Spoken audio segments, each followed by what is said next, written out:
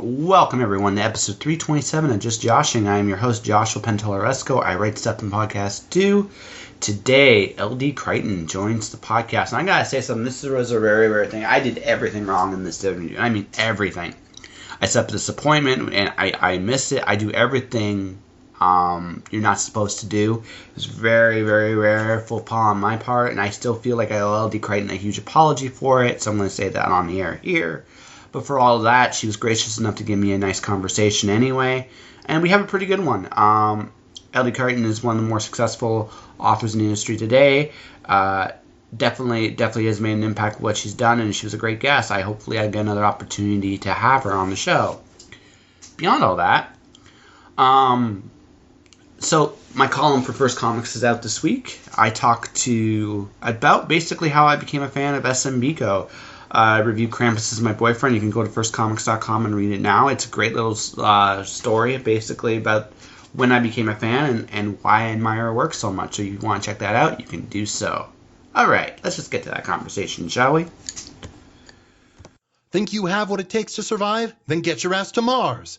Get Your Ass to Mars is the latest simulation sensation courtesy of Indie Imprint. You are pitted against the hostile nature of Mars. Can you survive and pave the way for future colonists? Or will you succumb to the many pitfalls and obstacles in your way? Get Your Ass to Mars, the Dragon Edition, is available now on PC and Steam. Go to indieimprint.com for more details. All right. But sorry, not to be like, should be fine. Start the thing. I don't mean to be like that. No.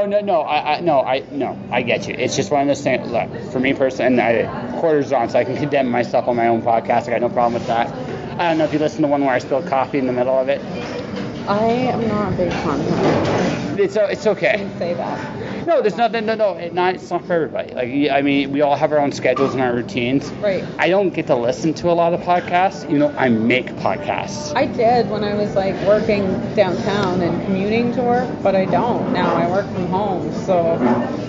Yeah, I'm just gonna like rant. Well, maybe I guess I could rant. Well, it depends, right? If you. I don't know what your routine is at home, but let's say you were doing like a workout or something along those lines, maybe you would podcast then. But if you're just writing, Yeah.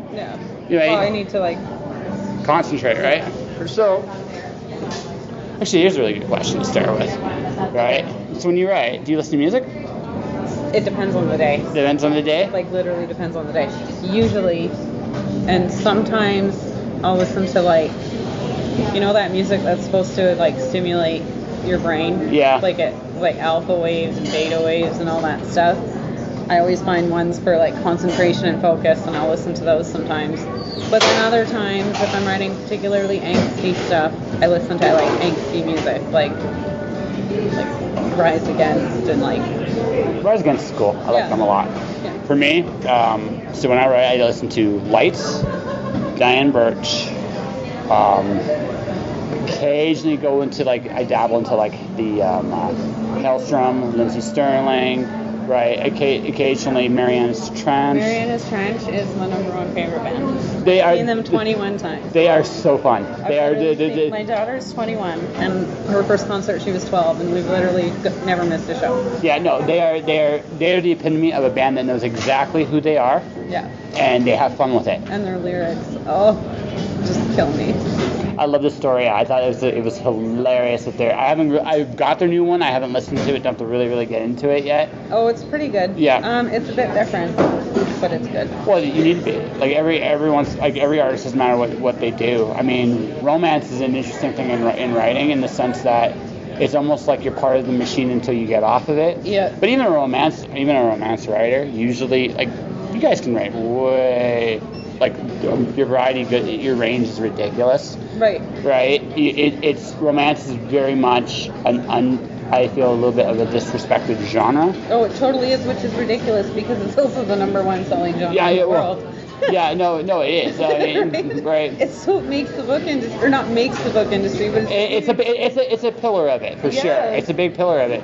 But the thing is, I mean, you mean, can you get me interested in what's going on with just socks? I mean, that actually takes some great creative writing skill, right? Okay. Right? Yeah. And there are writers that do that, but also romance can be fantasy, romance can be mystery, romance can be historical. Or, anything. Right? Yeah. Right. So it's a disrespected thing, but So you guys do have the option of kind of playing in other genres while you're writing.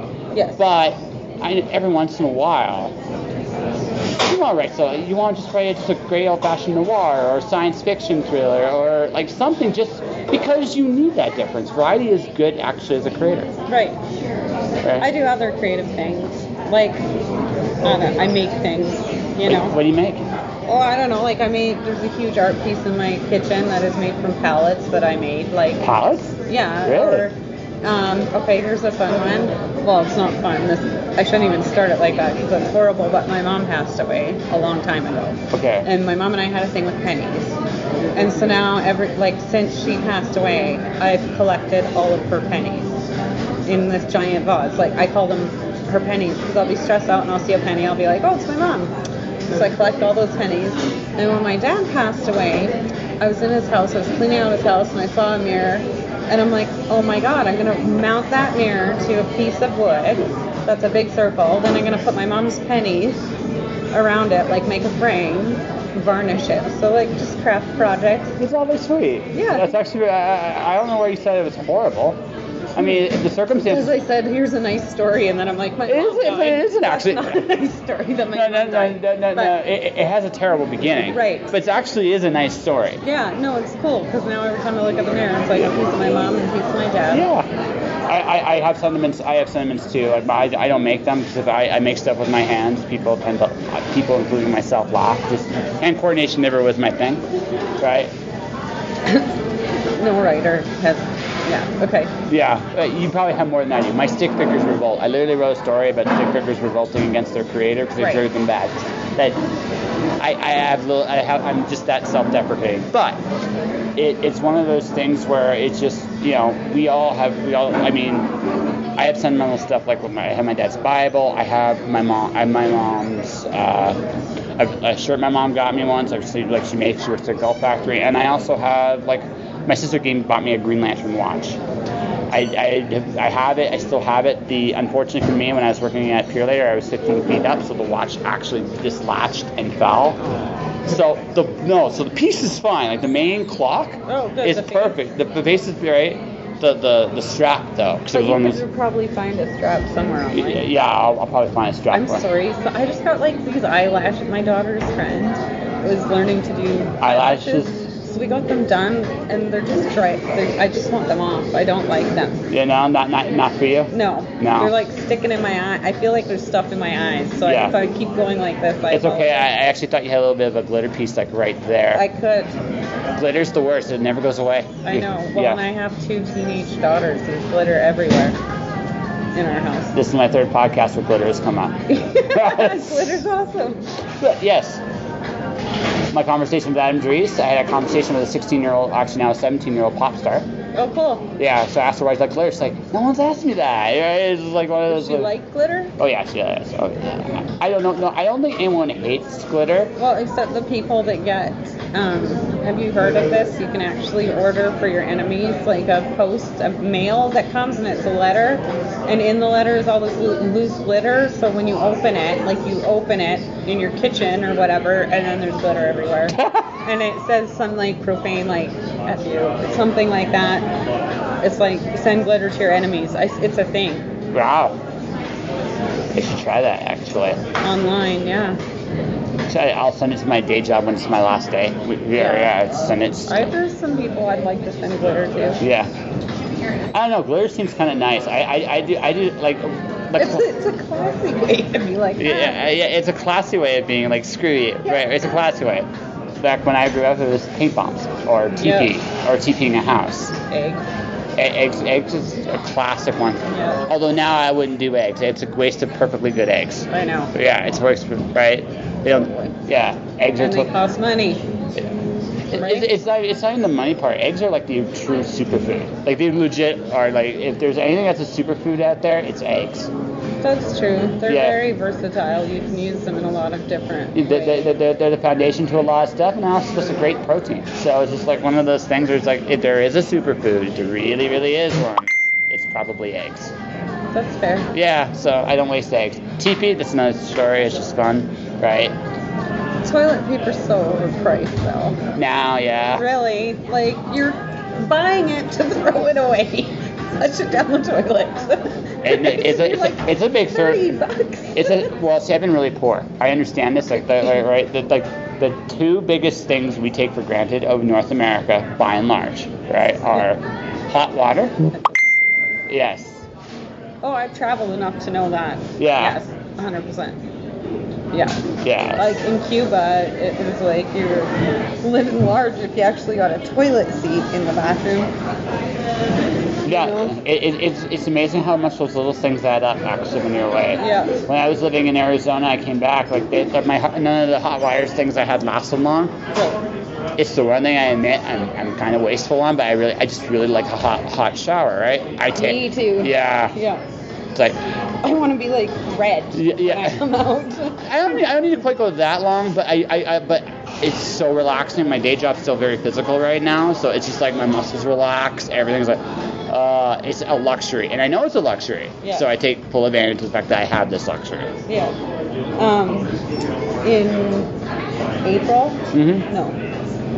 Yeah, April, I went to Bali, and I stayed at this resort, and it had, so the hotel room was like parked, and then you walked outside to be in the bathroom, and right in the middle of the bathroom was this gigantic, it looked like someone just took a huge piece of rock and made it into a bathtub, and it was like outside, like the sky was above you. I probably had, I don't even know how many baths in that. And I'm like, why am I in the tropics? Why am I even doing this? Because I can't do it at home. Yeah. It's a luxury. And I just lied there. I was like, oh. Well, that's just it.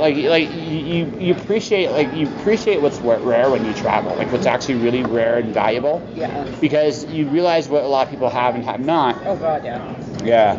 Especially when you go far. Yes. Far enough away, it's completely different. Yeah, like another world.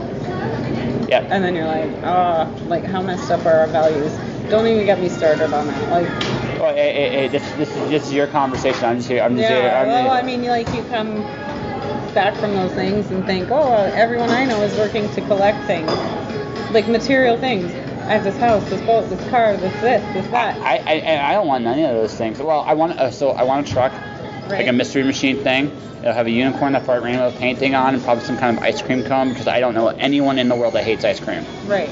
Right? And I'm going to travel across the country, and I'm going to interview people and get their stories. That's kind of what I do when I get to the ripe old age of 40. It's kind of what I want to do, and Right. not do anything else for who knows, right? We'll see where that takes me. But I don't like material. Like I became a minimalist when I became absolute dirt poor. I realized how little you actually need. There's not very much. But it's a very rare mindset in North American culture.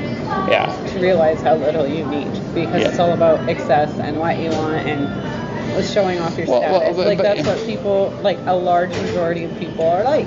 And when you travel, you're like, oh my God, like these people have nothing, and they're like They're way 5 times happier than anybody I know at home. Well, yeah, because it's most people go about this the wrong way. It's not about how much money you have. Now, grant you, don't get me wrong, we all want to pay bills. We want to make sure we're fed. We all want to make sure everything's. But really, there comes a point, right? Especially if everything is taken care of. What is the point? Right. Right. When you get to that point, well, what's really there?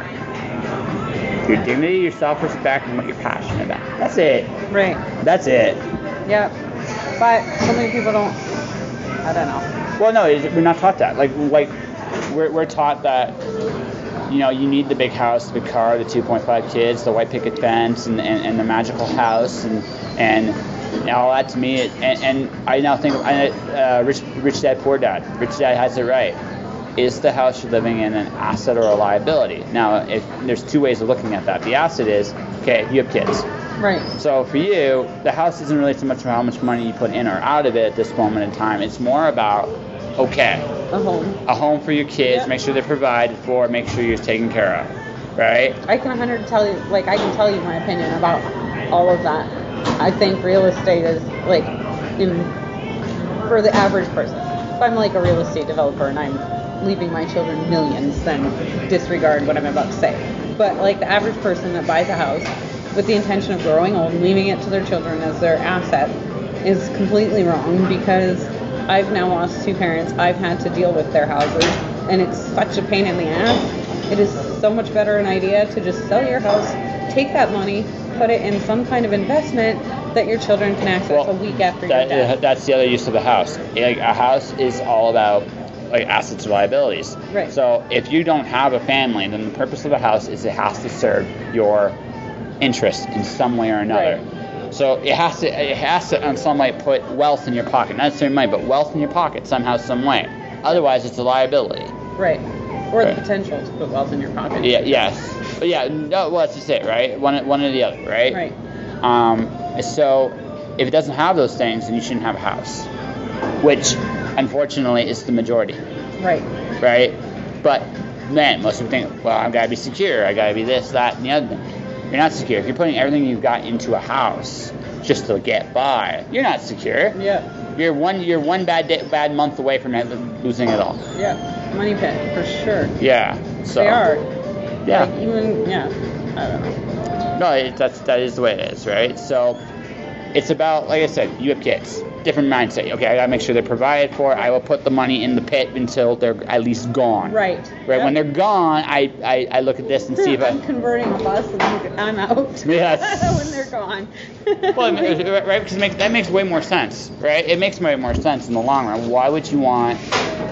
It's a weight you're carrying, right? Well, it's so much more in line with how I want to live my life, or what's left of it. But Right? Like, I did my job, I did the home and the picket fence and stuff, and when they're gone, so now it's about what you want to do. yeah. You know what you want to do? Travel. Like, I love traveling. Yeah. I wouldn't have come back from Bali if I didn't have children. And I met like 10 people that did that. They just came there on vacation and never left. Yeah. And I could see why. It's just completely different. Simple. It's a different world. Simple and quiet? Not quiet. No. No. But simpler? Everybody's just more laid back, and their values are in the right place, in my opinion. Like, that you go to the store at 9 a.m. and, do you know when this is going to be open? Oh, I don't know. Like, It doesn't sometime matter. later. It doesn't matter. And it's because they don't work, so they do their blessings to the gods and everything like that in the morning. And then they all eat dinner or breakfast as a family, and then everybody goes to work. Like, that's the order of their priorities. Whereas, there's been mornings when I was working in downtown Calgary where I literally roll out of bed, get dressed, grab a granola bar, make myself look presentable, and go to work.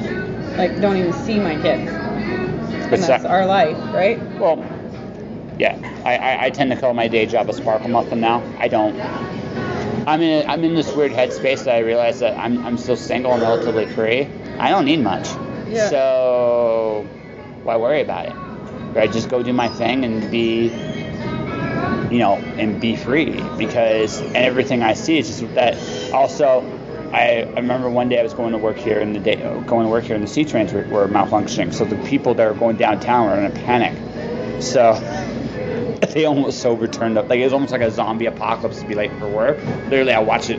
These hundreds of business people rushing a bus. They actually tipped the bus. Doesn't surprise me. Yeah. It's literally, yeah. I'm going to keep my opinion to myself on that, because I worked there. I worked, downtown for 15 years. But let's just say I'm glad that's not my life now. Yeah. And if it works for people and it makes you happy, then by all means, live that life. Hey. But it definitely does not work for me anymore. So So basically, you're traveling and writing books. Yeah.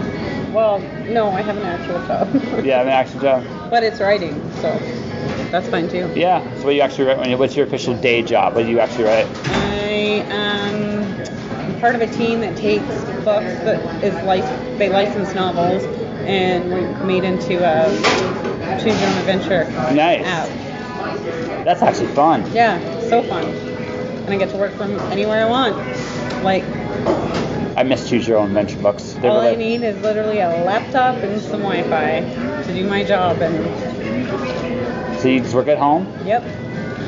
So you probably do that. That's so Is it like a collaboration where you guys just basically figure out what kind of fun stuff you do, or do you use the basis of the books you're licensing to figure out how your choose your own adventures work for the apps? Like I have to take the content of the book. Yeah. It's their story. Yeah, but I mean, and then I add choices. Yeah, so that's what I mean. When I'm talking about edit the content because Yeah. obviously I have a little bit higher writing skills than some of the books we're working on. I shouldn't say that. You need to cut that out. Okay, I will. I will. But it's the users, right? So like Wattpad type thing. Do you know what that is? Yeah. Oh, yeah. Absolutely. No. So their books are licensed, and then we turn it into the game. So I have to edit their content, but then also find spots in there. Oh, that's a good choice. That's a good choice. So what I'm asking about is the choices. So like, do you guys like collaborate on the choices? No. Everybody is working on their own project. Okay. So it's your thing. Yes. Yes. So that can be fun. It's so fun. I haven't been doing it long, but oh my god, I love it and I feel so blessed. Yeah, so it's really like, so I got this. So have you ever I know obviously you can't finish the story, but have you ever taken all the rabbit holes down? It's like, if I go this choice, I could change this book completely that way, because that would be the most fun part. I haven't done it long enough to even. No, I know. Like right now, it's just a story that. Yeah, no, it's very. So far from something I would write that it feels literally like I'm doing a task. Okay. Do you know what I mean? Yeah, I got you. Yeah. But it does make me wonder, would you do your own choose your own adventure book? No. No. Because my characters just do whatever they want. Always. That's how I write. They're the boss, you're the conduit? 100%. Yeah. Like, I'll have a plan, I'll have a basic idea, but when I send my agent synopsis and stuff, there's no point because it never ends up what the synopsis, what I told them I was going to write. So like the beginning's the same, like key points are the same, and the end is the same. But all of, how synopses can be very detailed, and it never. It's like I would just give them a skeleton. This is what I think is going to happen. Right. Yeah, right. And then, now I don't even tell him. Like I just. And he's cool with it? Yeah. Yeah. Yeah. You just stop laughing at what you actually said. Like, this isn't supposed to be. It's like, I give up. I just send him stuff when it's done. Yeah. Like, unless we're talking about like a specific, okay, we need to fix this particular, and then I'll run things by him. No, wait. Projects and stuff, I just like, do you like these 10,000 words or no? Should I keep writing? Yeah, and that's it. That's a good relationship. He trusts you. Yeah. Yeah, that's a really good relationship to have with an agent. So. He's such a good agent. Yeah. So I guess I'll ask this then. So with your stuff, so were you originally like a pantser? Because it sounds to me, because with the way the natural way you're being a conduit for your characters, it seems like plotting is a tool you've acquired. Does that make sense? Yes. Acquired by necessity. Yeah. To meet deadlines, and writing is no longer just fun when it becomes like a job. Yes. You do have to plot. So I plot now, but they still change things when I go. However, I found that most editors and agents and everything, they expect that it's not going to be like exactly what you say because they understand the creative process. Well, absolutely. Oh, yeah. I mean, and also sometimes you stumble into something better. So, when you do that, why would you mess that up? That's the thing. I get a feeling when I'm writing things, or I don't. When I don't get the feeling, the writing's like, okay, it's mediocre, like it's okay. When I do get the feeling, I have people like oohing and ahhing over the writing. Do you know what I mean? So I just trust the feeling at this point. Okay. I'm like, am I feeling it? Okay, so I guess we're gonna ask a very meta question, because I'm sure you've written enough books and written enough stuff to realize this. I have a belief that the stories you write, on some level is your story. 1,000%. Right. So what is it about when you get to that aha, I'm connecting and I'm feeling this? Is it something you're saying right now, you feel strongly about? Is it something based on a personal experience that connects you to it, or is it something? Could be something as simple as finally finding the right voice for the character. Yeah. Do you know what I mean? Mm-hmm. Or like this most recent story, I had the original idea when I was coming home from my Bali trip. I was stuck in Hong Kong for 12 hours. So I was sitting in the Hong Kong airport with my laptop, and I got an idea for a story, and I started it, and I thought, oh, this is going to be so good, this is going to be so good. Then I got home, and it just wasn't coming like it was.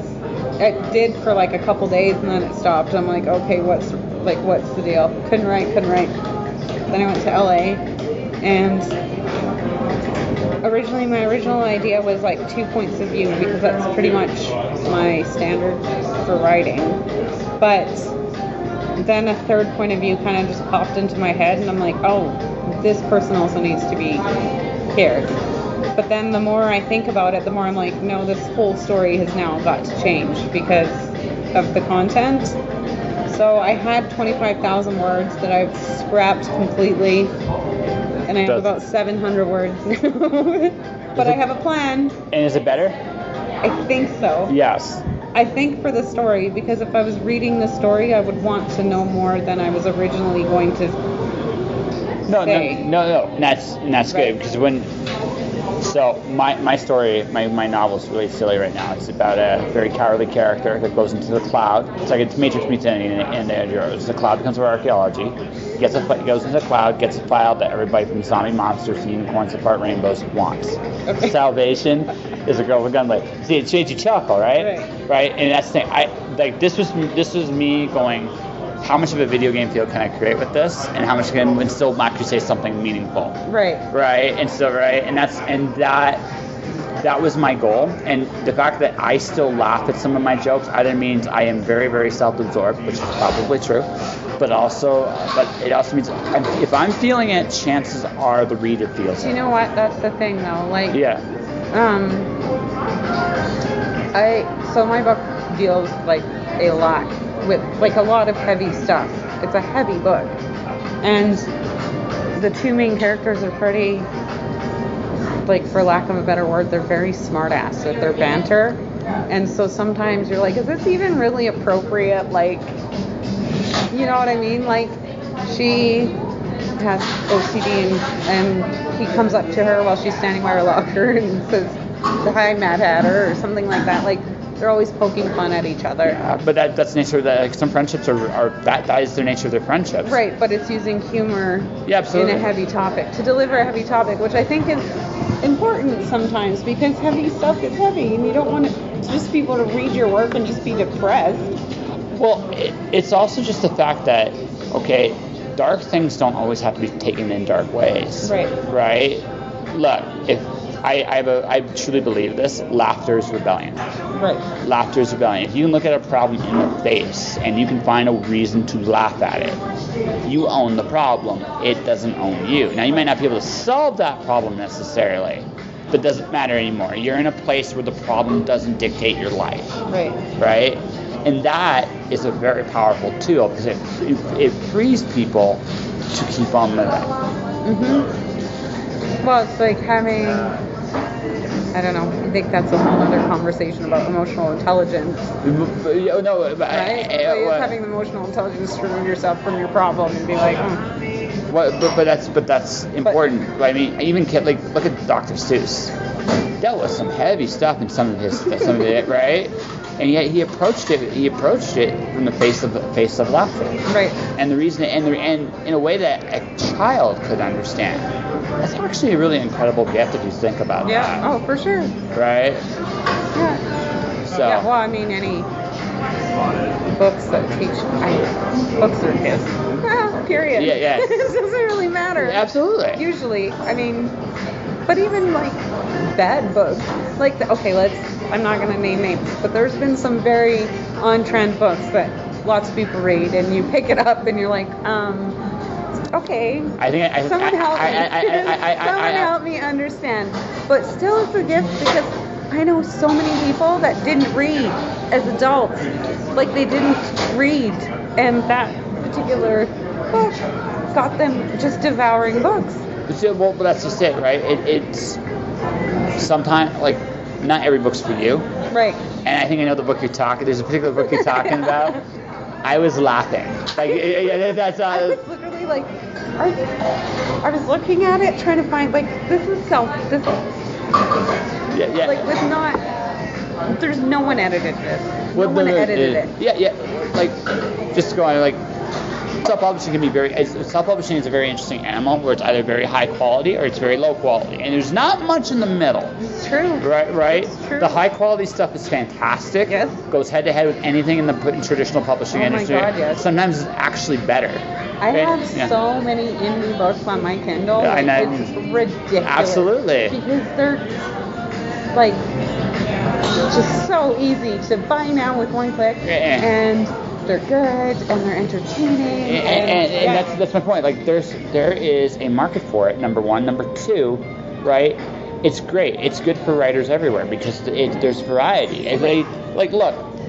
The reason why I'm publishing, like I'm calling my first book The Cloud Diver, the reason I'm publishing it independently is because I feel it gives me the creative room to be as silly as I want. It's like, I don't know if a traditional publisher would buy this. I'm not saying a traditional publisher would hate this, but I'm not sure it's quite their wheelhouse. Right? Especially when you get to the part. Is fine. Yeah, it's good. When we get to the part where the unicorn is literally talking out of its ass, I'm pretty sure, right? I'm not quite sure a publisher's going to be like, I don't know we can get away with this, right? But I can because it's an independent book, right? I can because it's an independent book. Yeah. Right? So being creative, like that creativity is amazing. I know, no, it's okay. It's okay. I understand. Okay. I do. It's okay. I just think glitter eyes and I'm good, right? Okay, sorry. No, but, and that's the thing, like, that's the best thing about indie. The worst thing about indie is you do, like, everybody can publish. So there's, I think we're talking about the same book. Right. To that book's credit, the marketing behind it was genius. Mm-hmm. It really, really was. And the thing, and which goes to show you that, and at the end of the day, this is something else that, yeah, Shakespeare's better. Yeah. There's a lot of things that might be better than that book. But hit's a hit no matter where it comes from, yeah. right? And that's 100%. Right. Good is relative, and it's a really good lesson to learn. You don't have to be the highest quality written book. Right. You just have to make enough noise out there that it makes an impact in people's lives, and if you can do that, you have a shot. You have to connect to. Yeah, exactly. That's what that person did. Connected to a bunch of readers. We are talking about the same book. Yes. Like, but honestly, that's the goal, right? Yeah. And no matter, you know what? They don't mind being mocked. But as a writer, let me tell you, that was hard for me. No.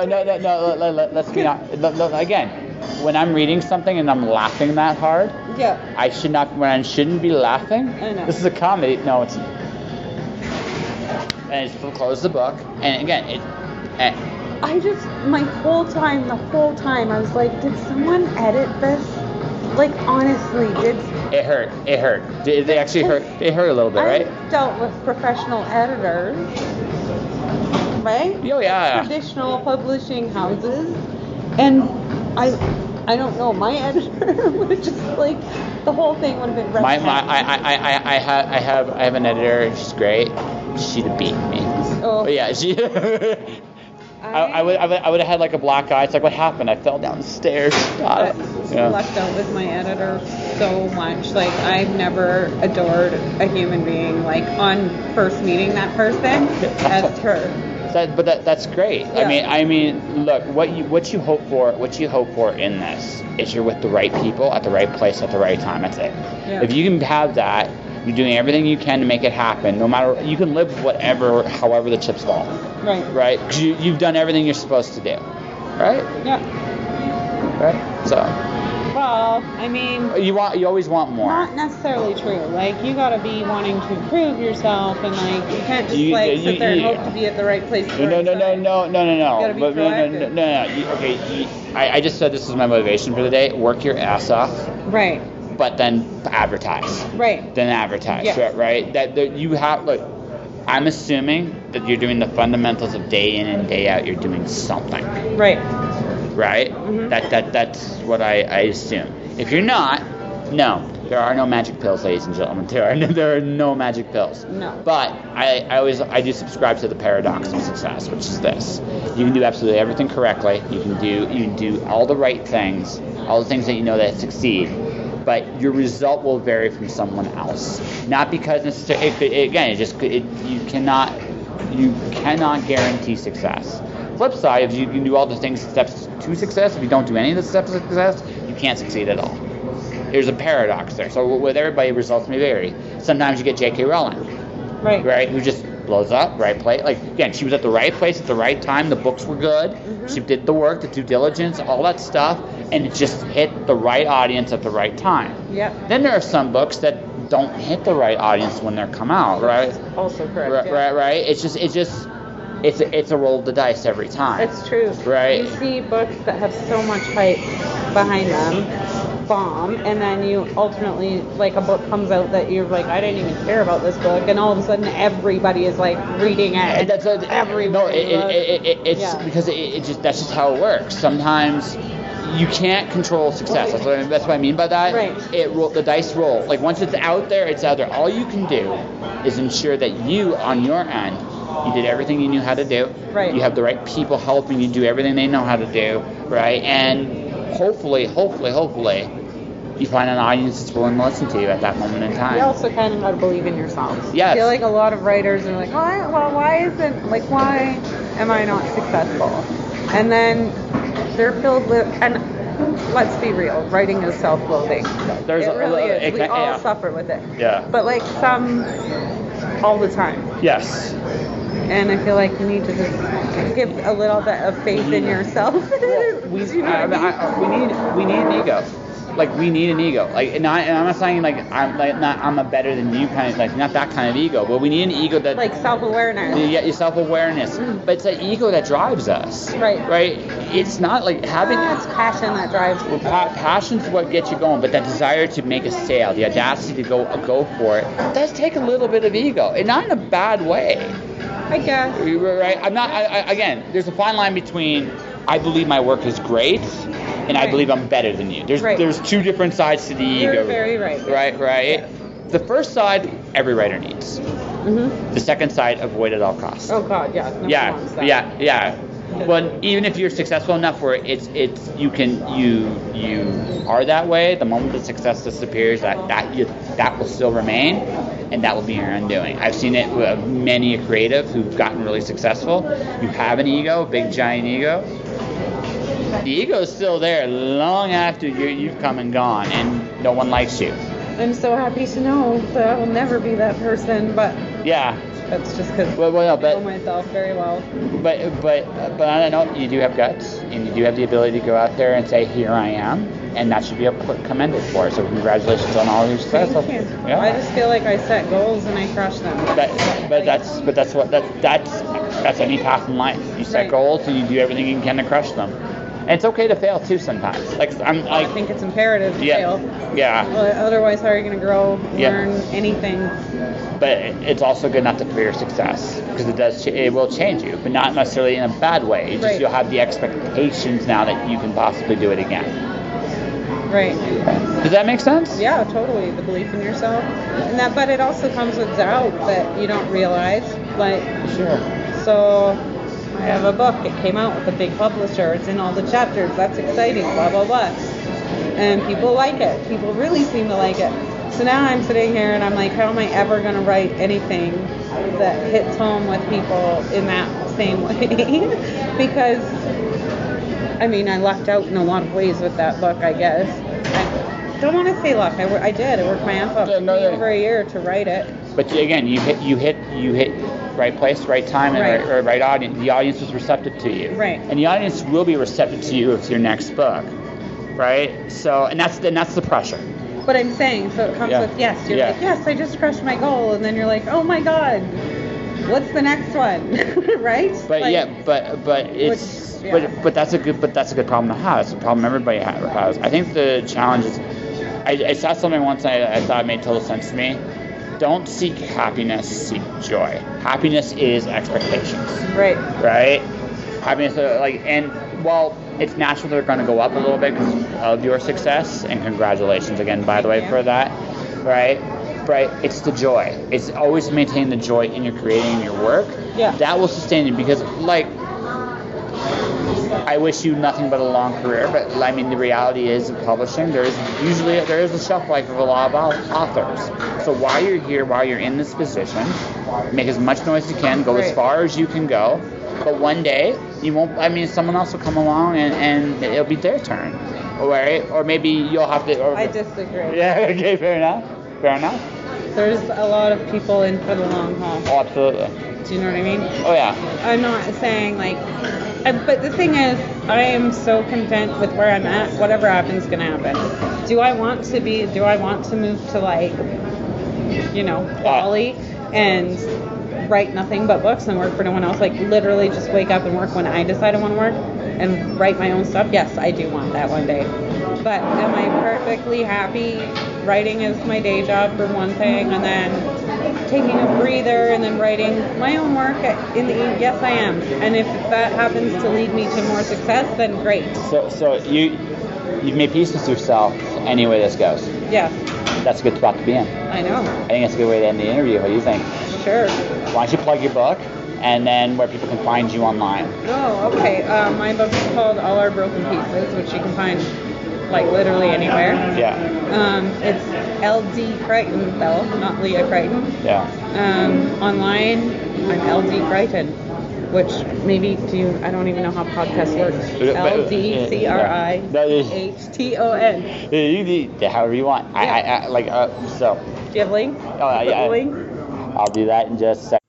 This episode of Just Joshing is sponsored by Indie Imprint.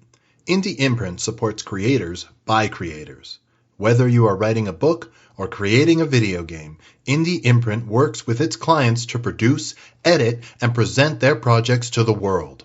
For more information, check out their website at www.indieimprint.com. And that was my conversation with LD Crichton. Definitely check out her works as is. She's, like I said, quite well known. Definitely give her a shout out.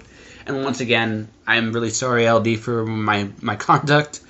But you're welcome back anytime, and I hope to have a proper conversation with you again sometime down the road. I am officially open for sponsorships again as of February 2020. So if you guys want to do so, email me at michaelthroughtime, MICHAEL, through time, THROUGHTIME at live.com if you guys are interested in being sponsored. I do a special rate for any independent author for giveaways and some such. And as you see, you get an ad read and you get a few other things as well. But I'm open to it, so that I'm just letting people know that now. I got a book to announce soon. I know I keep saying it, but just waiting for some things just to work their way through. When they work their way through, I'm about to go on vacation next week, so I'm hoping to get all of that done. There'll be more columns, and there's just a lot of things I'm just dealing with in the next little bit. It's going to be an interesting 3 months. I'm doing all the prep work that I can. I literally just did my first school class in a long time. It was just an orientation for film. Obviously, Vancouver is definitely a film capital, and I figured, get myself as qualified as I can before I try my hand doing a couple of these. It's just the way it goes. But beyond all that, things are moving on. I'm getting ready to move forward, and it's going to be great. I know it. And that'll do it for this episode of Just Joshing. If you want to support the podcast, you can do so in a number of different ways. You can subscribe to the podcast. I'm on iTunes, Google Play, Spotify, Podomatic, however you want to subscribe. There's episodes always every week. Leave your comments, share the podcast. Do that. Support my column at firstcomics.com. I review comics of all shapes and sizes. I'm there. My merchandise is jpenteloresco.redbubble.com. You want to buy a Sparkle t-shirt, you can do that. My books, The Watcher, Storm Dancer, Wandering God, available through mirrorworldpublishing.com. Let me think here. YouTube channel is Joshua Penteloresco. My Instagram and Twitter is at jpenteloresco. I'm also on LinkedIn. I've been getting back into that. Come say hi. Above all that, though, stay inspired, keep doing your thing, and I'll see you guys next time. Josh.